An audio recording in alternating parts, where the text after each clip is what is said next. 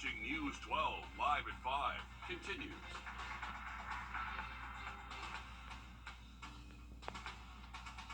Georgia Senate leaders are launching a new probe to investigate conditions inside the Fulton County Jail. We'll break down what this means next. Now to weather. You're taking a live look over Beach Island and for the weekend in just a little bit. All right, thank you, Riley. A local mission is helping rebuild our communities. BRIC, Building Restoration in Christ's Kingdom, is helping repair a dozen homes in the Midland Valley area for free. Our Sydney Hood is live on Maple Street in Warrenville. And Sydney, tell us more about the good work they're doing in our community. Well, the progress they've already made on these houses kind of speaks for itself, the work that they're doing on these houses. Just take this one, for example. Before it got this fresh new siding, this fresh new paint job, this house right here looked entirely like that up there, just completely covered in plywood. No paint, no siding, just plywood everywhere. So this group basically took this house and transformed it into a brand new house. And the crazy part about all of this, they did this in just 4 days. We're talking about 12 crews scattered across 12 houses across the area. That's about 120 volunteers and 1 week, that's all, to do all of this. They pick all these houses at random, literally going up to their front door, knocking and saying, hey, we're here, how can we help you? And the only requirement for these folks is that they have to own their house. Aiken's home for us, and so it made sense to come to Aiken. Our mission, our passion, is to share the love of Christ. But in order to do that, sometimes you have to win that right by sharing the love of Christ first, by meeting their physical needs in order to meet their spiritual needs. And they're done working for the day, but tomorrow morning they're going to be back out here and their other houses, hammering away, giving these folks the fix-up they've always wanted. And coming up all new tonight on News 12 at 6 o'clock, we're introducing you to those homeowners and what all this means to them.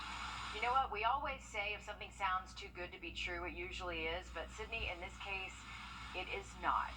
This is not too good to be true. This is actually some really good stuff that they're doing here for free in our community. We'll check back in with you later. We're learning more about this high-speed chase. It was a chase where a suspect reportedly stole a patrol car. It happened on Monday in Aiken. Police there say 36-year-old Kevin Kirkland was arrested for drug charges near Richland Avenue. Now, a newly released incident report says while he was in the back of an Aiken Public Safety Patrol car, he was able to get his cupped hands from behind his back in front of him. He then climbed through the front of the car and then drove away. A high-speed chase followed and eventually came to an end after a pit maneuver. Kirkland is now facing several charges, including possession to distribute meth, failure to stop for blue lights, and escaping. Today, leaders with the Georgia Senate announcing a new subcommittee that will investigate the conditions inside Fulton County's jail. The Department of Justice already investigated the jail after serious allegations of mistreatment, overcrowding, and unsafe living conditions. Rebecca Schramm shows us what the Senate subcommittee aims to do. We've all watched with great concern the tragedy that continues to unfold at the Fulton County Jail. State Senator John Albers of the Fulton County City of Roswell announced the creation of a Senate subcommittee, 5 Republicans and 1 Democrat, who will do a deep dive investigation into what's causing the overcrowding and other issues at the Fulton County Jail. The chair of the subcommittee, Senator Randy Robertson, a retiree of the Muskogee County Sheriff's Office, where he helped run the jail. A lot of times these problems are caused either by funding, management, or in the court systems, whether that's at the bench or in the DA's office.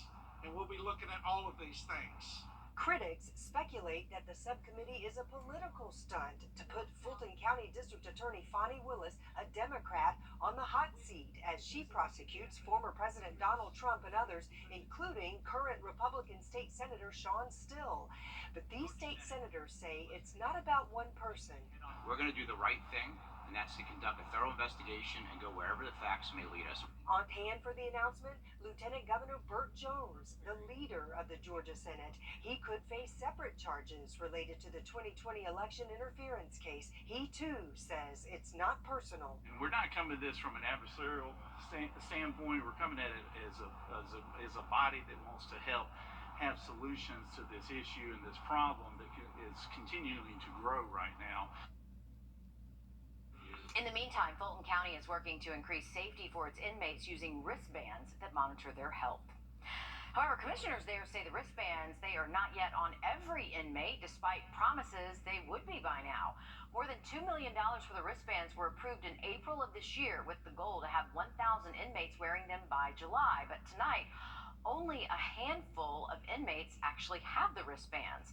This will be discussed at the county's next commission meeting. Soon, festivities begin in Evans for the annual Light the Night event. This is an event and fundraising walk for everybody who has been touched by blood cancers. It's also to celebrate and honor those we've lost. The funds raised by this event go towards fighting cancer. It starts at 6 o'clock this evening at Evans Town Center Park. The opening ceremony begins at 7. The walk ends at 8:30 with the lighting of the lanterns. For more information on tonight's event, you can go to lightthenight.org. Today, Southern Nuclear announcing the donation of 10 new bikes and helmets to the Boys and Girls Clubs of Greater Augusta. The effort is to get more of our youth riding bikes and educating them about the importance of movement and exercise. They're so excited. A lot of them, or most of them, do not have bikes, so they'll be doing a lot of practicing between now and Pace Day. So they're just very excited. This gives them the freedom to be the boys and girls that they need to be, and freedom to ride around the neighborhoods and get great exercise. Southern Nuclear also helped the Boys and Girls Club meet their fundraising goal for this year's Pace Day. That helps raise money for the Georgia Cancer Center. There is no right way to create art. Just ahead, how artists with disabilities continue to create without their hands. Riley? Well, we are looking at our big fall cool down still on the way this weekend. Low temps down into the 40s. We'll see how long it sticks around coming up just after the break. Not much rain in our forecast, minus Friday morning, but by next Thursday, a better rain signal with what we're seeing. All right, thank you, Riley. There is no one way to create art, and no matter what kind of artist you are, you likely use your hands to create. But people with disabilities make art too, just a little differently. Sawyer Bussey shows us how one company is helping artists who can't use their hands express their creativity and earn money while doing it. There is not one way to paint. There is not one way to create art. We are involved with artists who cannot use their hands. These artists know that well. It's how they get there in the first place. I'm a great Winston Churchill fan, and the saying, never give in, never, never, never, be it large or small, or great or petty. And these people gone through such hardships that basically to see them paint under such hardships is so rewarding. Mouth and Foot Painting Artists has an office here in Atlanta. They are a for-profit organization that helps artists get their work on a global platform. The paintings are used for calendars, puzzles, and year-round greeting cards. The artists are paid for their work. This is Braun Wickstrom. He's a mouth painter. He lives in outside of Seattle, Washington. This is Alana Tillman. So sometimes she paints with her feet, but primarily she's a mouth painter. The holiday cards are ready to go out. They can be purchased online. These cards come from artists all over the world. The paintings on each card were painted with someone's mouth or foot due to a physical challenge. Some can paint do a painting in 1 week, 10 days, and some it takes a month to do one painting. The severity of the disability controls just how long it takes to do a painting. There are 750 artists around the world. 6,000 to 7,000 paintings a year come to Mouth and Foot Painting Artists' offices. The crews decide from there what designs hit the cards and puzzles. Pride, enjoyment, fulfillment, knowing that people are appreciating what they've done is what it's all about. These artists believe that there are no limitations to art, to how it's created, or what it becomes. In Atlanta, Sawyer Bussey, Atlanta News First. Pretty cool stuff. To learn more and check out the work by these talented artists, you can go to mfpausa.com.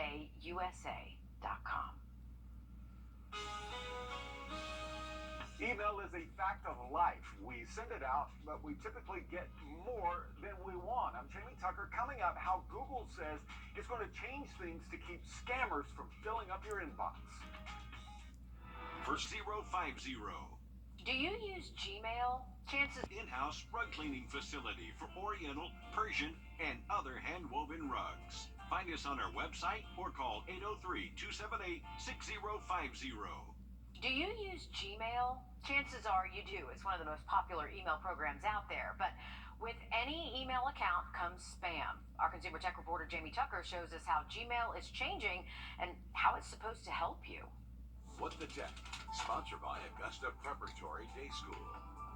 Nearly 2 billion people around the world use Gmail. Google does a pretty good job of sending scam and junk mail to a separate folder that you may never see.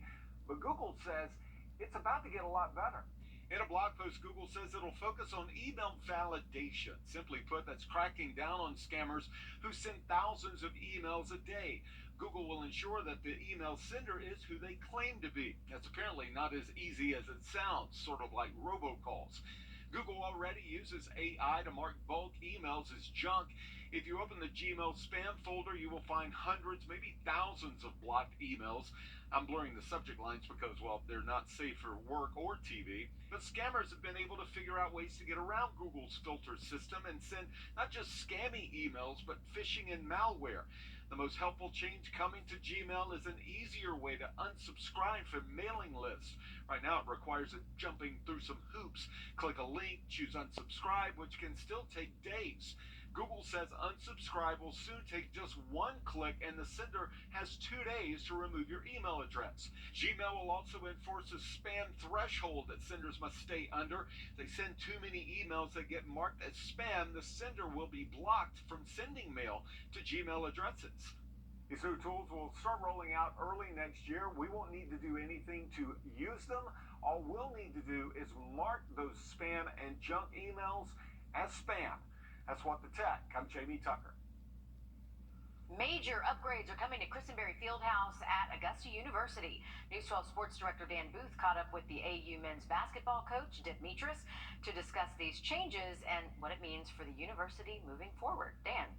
Meredith, to quote Coach Mitris, every time you turn around, something's happening. And when it comes to sports, good things are happening for the current and future students of Augusta University. Here's a look at the images AU posted online for how they plan to transform the outside of Christenberry Fieldhouse. In addition to this facelift, a weight room is being added up top behind the home bench for everybody in there. When speaking with Coach Mitris, we discussed the upgrades to Christenberry, the Jaguars having to reload their roster with so many key players having graduated in the spring, and even how coaching is becoming a family affair for him. His daughter, Elizabeth Mitris, is currently an assistant on the staff for the Coastal Carolina women's basketball team. I watched her coach one day. I was able to go up to see the game, and she was chewing on a pen. All right? And I remember when I was an assistant coach, I used to always chew on a pen. And I'm like, oh my gosh, at that age, I was chewing on a pen sitting on the bench. So, no, it's great to have her in it. My wife put a support what she wants to do. You can watch the full 35-minute interview Nick Proto and I did with Coach Mitris on our website, wrdw.com. We have some high school football action tonight as region play continues. North Augusta is hosting Aiken. I'll have those highlights from the Jackets and the Hornets tonight at 11. That's it for sports. We'll be right back after this quick break. After a car wreck. Happening now, live at 5. We're going to make you hungry. The Fall Greek Festival is underway in Augusta. From now through Sunday, you can get your hands on some delicious Greek food. And you can also support the Holy Trinity Greek Orthodox Church at the same time. Oh my gosh, there is so much fun shopping to do. So it's not just about the food. You can see all the different artists that have different setups there. But let's get back to the food because, yeah, that's my favorite part. There's baklava, feta fries, spanakopita, gyros. Those are my favorite. I could eat those gyros. Oh, so much more. There will also be vendors, live music, traditional dancing. It is so much fun. Tonight, the fun continues through 9 o'clock, so you still have time to get over there. Things start back up at 11 tomorrow morning, so you've got dinner and lunch tomorrow covered. This is all on the church on Telfair Street in Augusta. Riley, I mean, really perfect weather to spend outside, getting some of that delicious food, kind of hang out. Oh, yeah. Absolutely. Gorgeous conditions if you're heading to downtown out there tonight. We got temperatures in the 70s, most likely through this evening up until around close to midnight, and staying dry as well. We should see beautiful weather again Friday and and Saturday. A live look over Clarksville Lake. You can see fairly calm conditions out there this afternoon. We have our flag right here is not flapping at all, so very calm conditions out there. But we actually have a couple of great events happening at Clarksville over the next several days. So we have Mr. Clarksville Fishing Tournament that starts tomorrow, continues into Saturday, and then we have the 69th annual Halloween Regatta at Clarksville Saturday and Sunday this weekend. They should have great sailing conditions Saturday. That's when it's going to be pretty breezy. We'll see northwest wind between 10 to 15, gusting up to and over 20 at times. So may set some record speeds there with the sailboats out there Saturday. But if you are fishing Friday, should be great conditions. We're going to have a good bit of cloud cover out there early, and then later to the afternoon we'll start to see a few breaks in the clouds. And luckily wind doesn't look to be a huge threat on Friday. Rain chances remaining pretty low for us all the way through the weekend and early next week, and you can see those fall temperatures down to the 40s early Sunday and Monday. Yikes, that's going to be cold. That's it for us. Thanks, Riley. News 12 at 6 o'clock is coming up next. Richard Rogers making his way into the studio. Don't go anywhere.